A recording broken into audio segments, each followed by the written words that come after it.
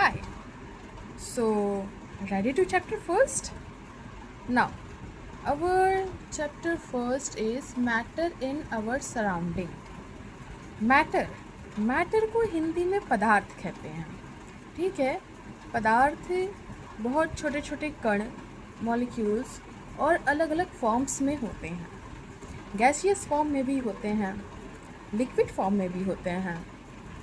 अब सराउंडिंग का मतलब क्या है? सराउंडिंग मीन्स होता है अपने चारों ओर.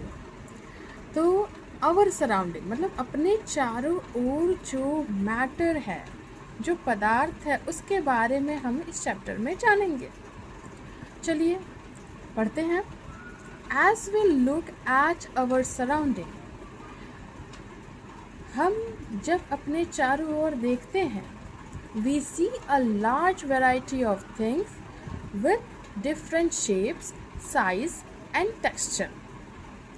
हम ये देखते हैं कि बहुत ही विशाल वस्तुएं और अलग अलग शेप, साइज और बनावट की हैं. टेक्सचर मतलब कि बनावट. ओके. शेप्स, किसी का शेप जो है जैसे ट्रायंगुलर होगा, किसी का सर्कुलर होगा, किसी का रेक्टेंगुलर होगा. साइज़ में कोई क्या थिन हो सकता है, कोई थिक हो सकता है, मतलब मोटा या पतला. ठीक है. टेक्सचर, बनावट उसकी अलग अलग हो सकती है. Everything in this universe made up of material which scientist have named matter. Universe मतलब कि ब्रह्मांड. आसान शब्दों में कहें तो दुनिया.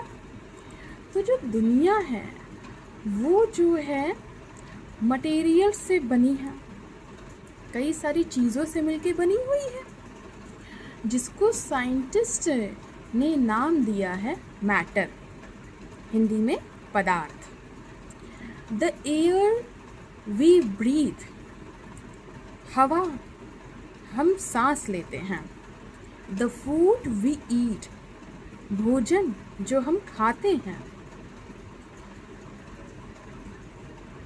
स्टोन्स, पत्थर. क्लाउड, बादल. स्टार्स, तारे.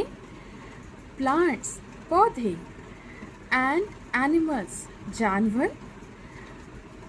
साइंस की लैंग्वेज में ह्यूमन बींग्स मतलब हम लोग को भी जानवर अर्थात प्राणियों में गिना जाता है. ये बात ध्यान रखिए. Even a small drop of water, यहाँ तक कि पानी की छोटी बूंद भी. और अ पार्टिकल ऑफ सैंड, और धूल का एक कण. Everything is matter. सब कुछ क्या है? मैटर है. सब कुछ क्या है? मैटर है, पदार्थ है, जिससे मिलके अपनी दुनिया बनी है. We can also see as we look around that all the things mentioned above occupy space and have mass. यहाँ पे कह रहा है कि हम ये भी देखते हैं कि जितनी भी चीज़ें हैं, जितनी भी चीज़ें वास्तव में हैं, उनका क्या है? एक निश्चित स्पेस है या एक निश्चित मास है, मतलब कि वज़न है. मास उन चीज़ों का होता है जो चीज़ें ऊपर की ओर जाती हैं. वेट उन चीज़ों का होता है जो चीज़ें नीचे की ओर होती हैं. ठीक है. जैसे गैस ऊपर की ओर जाती है तो उसका मास होता है. ठीक है.